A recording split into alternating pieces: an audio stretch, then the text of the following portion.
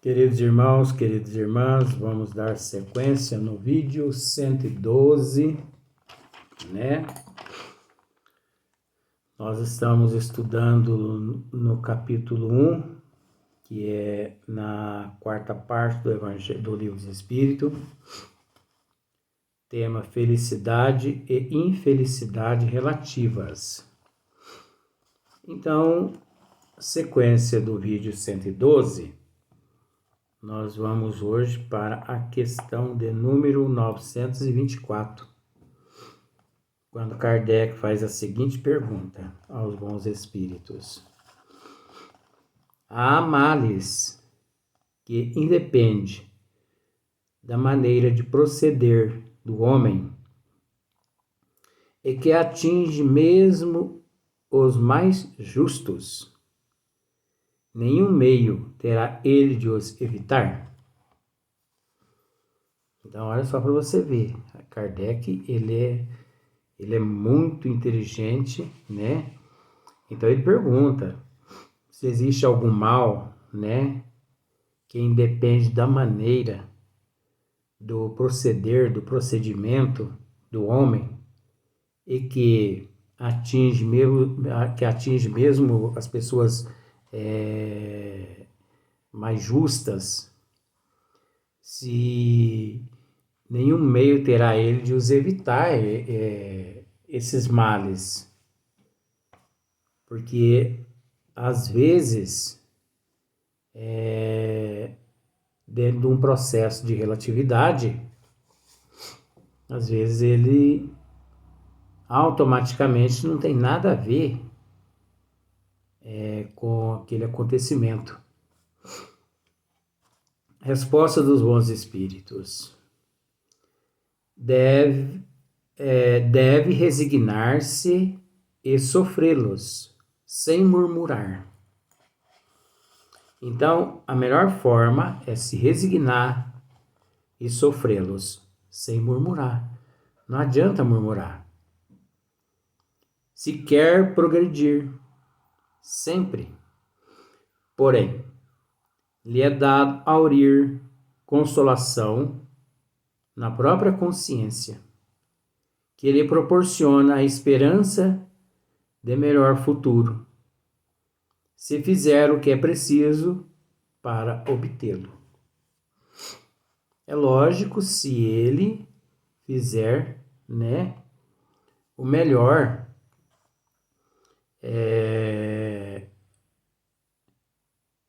se ele fizer o melhor, né, para obtê-lo. Porque se ele não fizer a parte dele, é natural que ele vai permanecer naquela mesma situação. Então, na questão 925, Allan Kardec, ele continua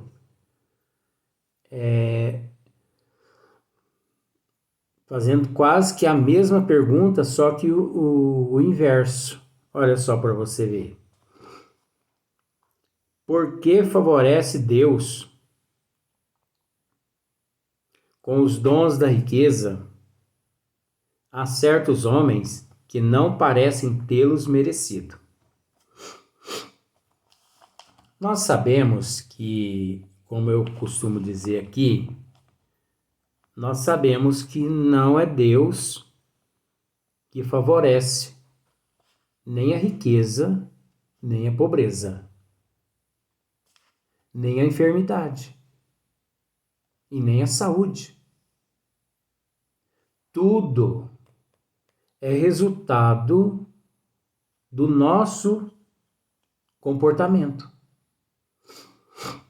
Tudo é resultado do nosso merecimento. Porque se Deus concede a riqueza a um, a pobreza a outro, ele deixa de ser Deus. Porque a uns favorece de uma forma positiva e a outro ele o favorece de uma forma negativa.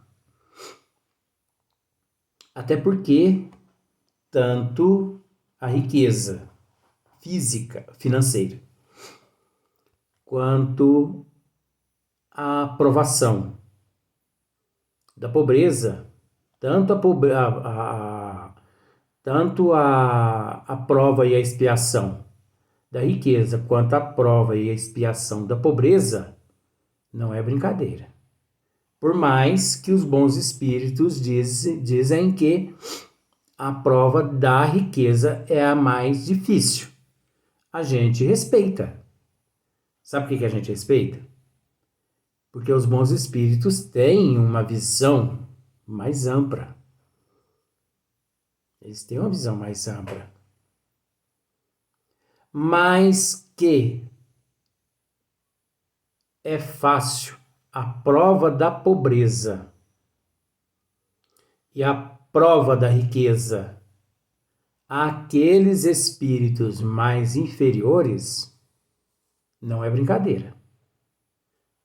Para superar essas provações, essas expiações, sem lesar e sem sair lesado, o indivíduo ele tem que se encontrar assim bem preparado. Porque caso contrário, ele pode vir a se sucumbir.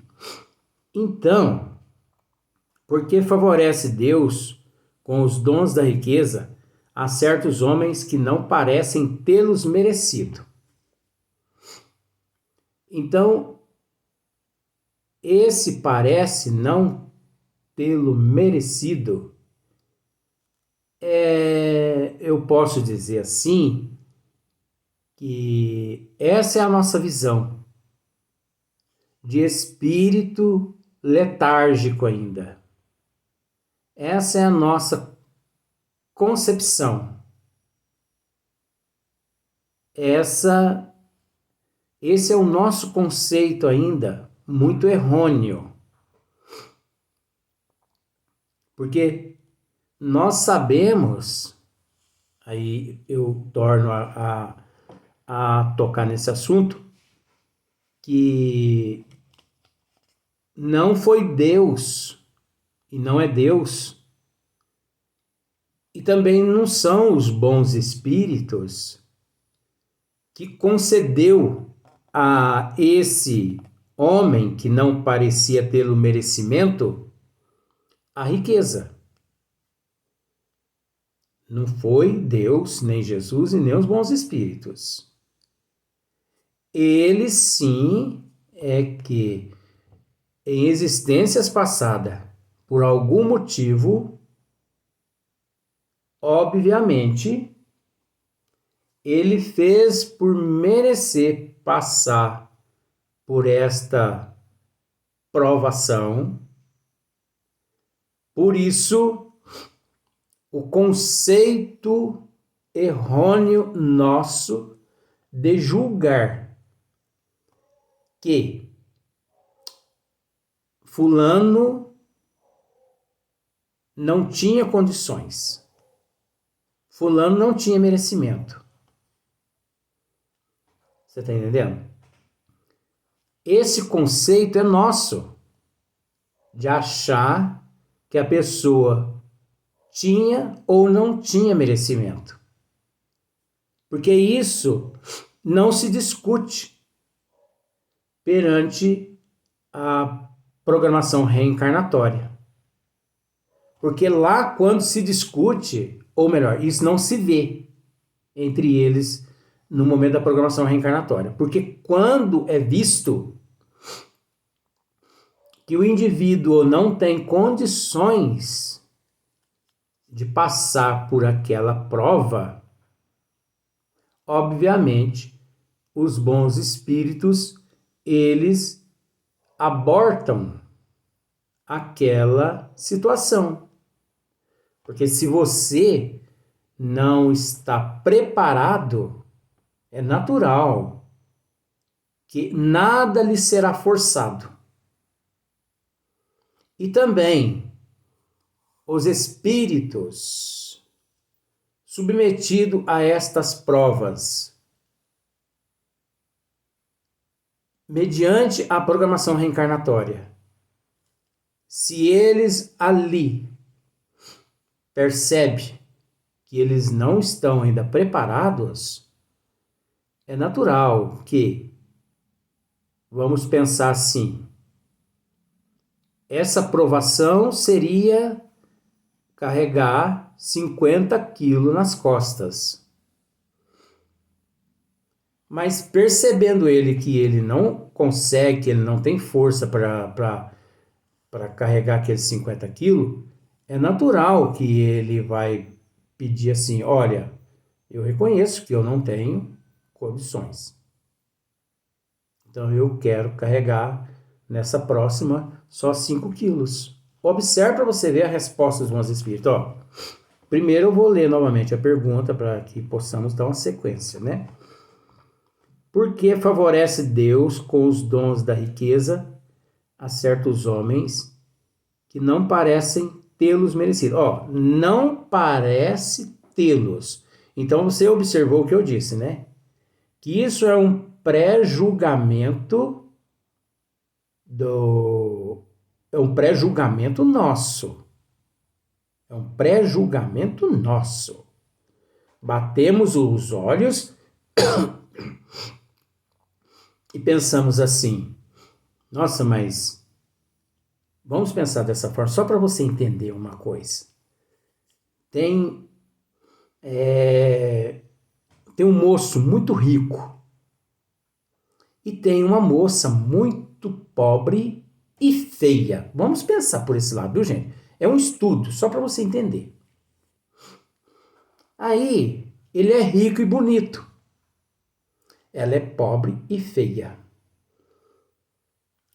Aí, de repente, ele aparece numa festa, assim, onde a sociedade ali está presente. Ele aparece de mão dada com essa moça feia e pobre. Só que bem vestida, você está entendendo? Bem vestida, porque provavelmente ele mesmo a vestiu, ele comprou algumas roupas para ela, né?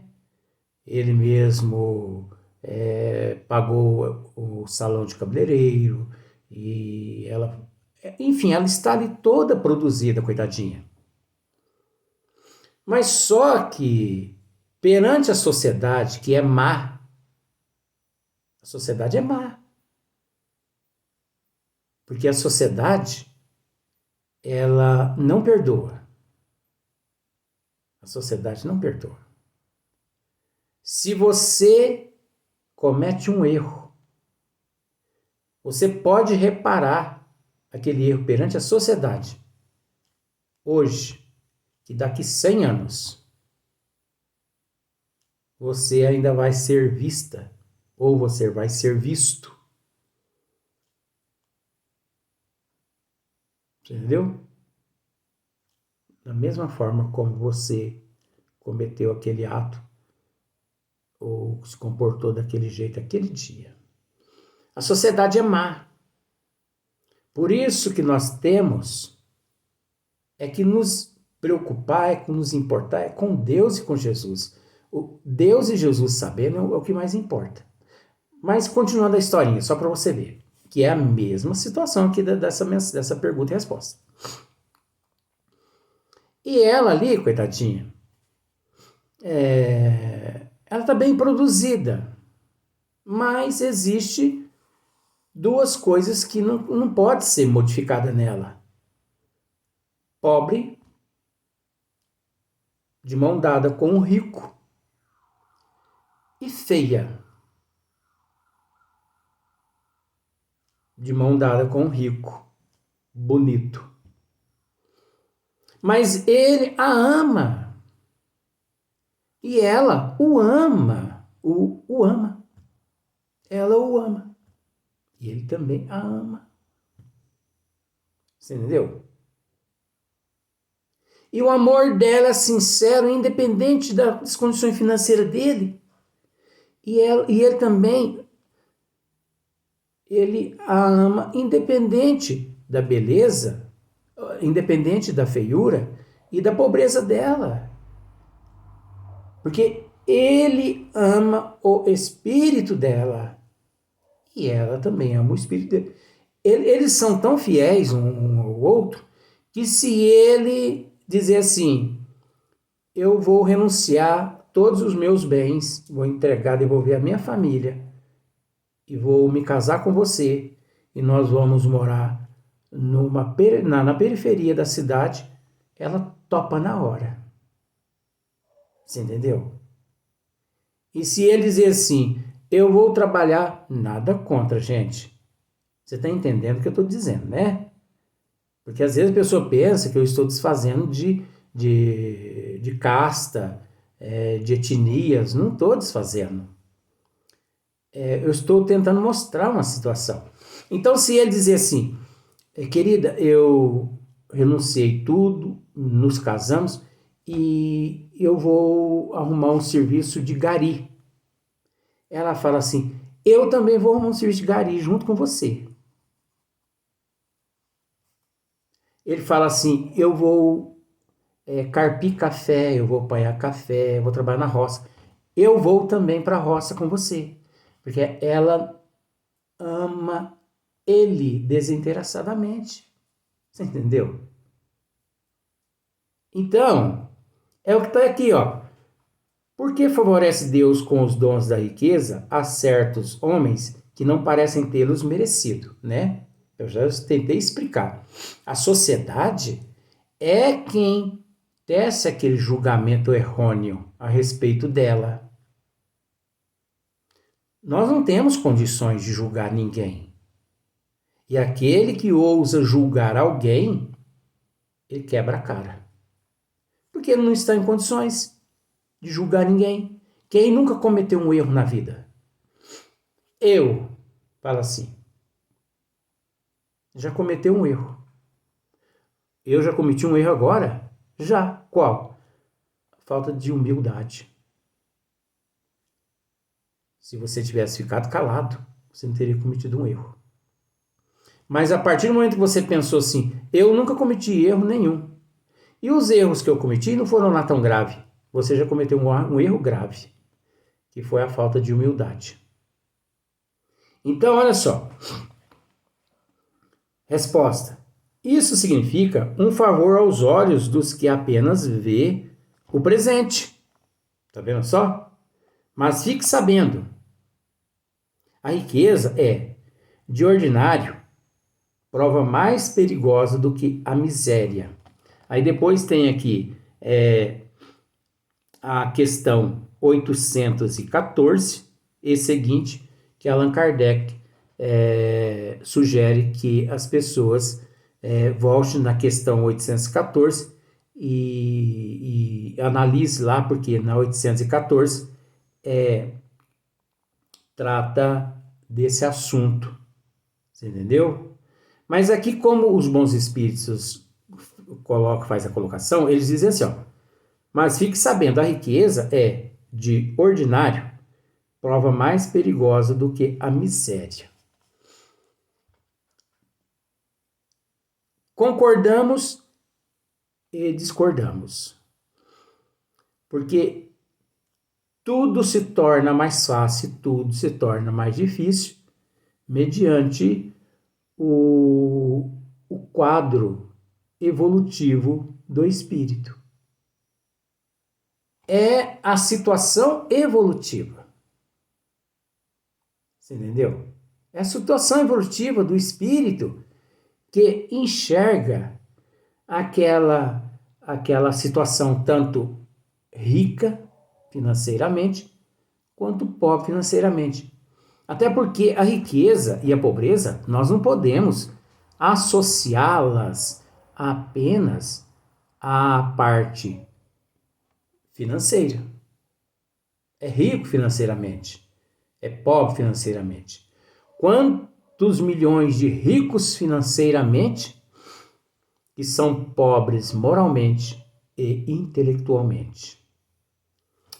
Quantos pobres financeiramente que são ricos moralmente e intelectualmente? Quantos milhões de virtudes benéficas possuem certos pobres financeiramente que certos ricos não possuem? Agora também, não generalizando, porque esse processo é relativo. Isso aqui, não estamos com isso querendo dizer que generalizando. Não, de forma alguma. Cada caso é um caso. Por quê? Porque existe ricos financeiramente que eles são bons administradores. Eles ajudam o mundo todo em questão de intelecto e possuem excelentes atitudes de virtude, de moral. Então isso é muito relativo. Isso está relacionado ao espírito. Por isso a importância da desigualdade. Por isso a importância da desigualdade. Agora, que não deixa de ser uma prova, assim, uma prova muito difícil. Não deixa de ser. Agora, eu assumo em dizer que para aquele que não é resignado, para aquele que não tem resignação nenhuma, a provação da riqueza e tanto a provação da pobreza financeiramente, ela é terrível. Você entendeu? Porque o pobre financeiramente, não resignado, e que não é detentor de aceitação, né, e de humildade, como eu já disse, ele põe tudo a perder, porque ele blasfema. E naquela indignação dele, ele se perde. E o rico financeiramente também, se não é detentor de conhecimento, ele se vangloria, se achando melhor que os outros, pisa nos outros, humilha os outros, desfaz. Então, a prova da riqueza, ela não é fácil. Mas a prova da pobreza também, gente, não é fácil. Não, falou em questão de prova, já que nos encontramos num mundo de provas, expiações e de expiações e de prova, o que eu tenho para dizer é que no mundo de provas e expiações, provas e expiações nenhuma são fáceis. Nenhuma. A prova e a expiação da feiura não é fácil. Você aguentar ser humilhado 24 horas pela sociedade. Você ser rejeitado. Você ser humilhado. E a prova da beleza? É a mesma coisa, só que é o inverso. Você ser cobiçado. 24 horas você ser ali cobiçado. Ser tentado. Tanto pelos encarnados quanto pelas trevas. O feio também, ele é tentado pelos encarnados e também pelas trevas. Não muda nada. A única questão em si é o estágio evolutivo de cada qual. O que naquele momento ali contribui, que ajuda muito, é a evolução do indivíduo. Um pouquinho que seja de evolução. Porque se ele não detém evolução nenhuma, tanto a prova da riqueza quanto a prova da pobreza, da beleza, da feiura, seja lá que prova for, não é fácil. Por isso que nós temos que procurar sempre ficarmos atentos, porque encenar-se no palco da vida, tanto para um quanto para outro, não é fácil. Ah, mas então quer dizer que essa questão abordada por Kardec e pelos bons espíritos está errada? Não, está tudo certo. Esse não é o nosso ponto de vista. É apenas o esmiuçamento tentando mostrar os outros lados inversos das moedas que às vezes as pessoas não conseguem enxergar. Tá bom? Vamos para o próximo vídeo.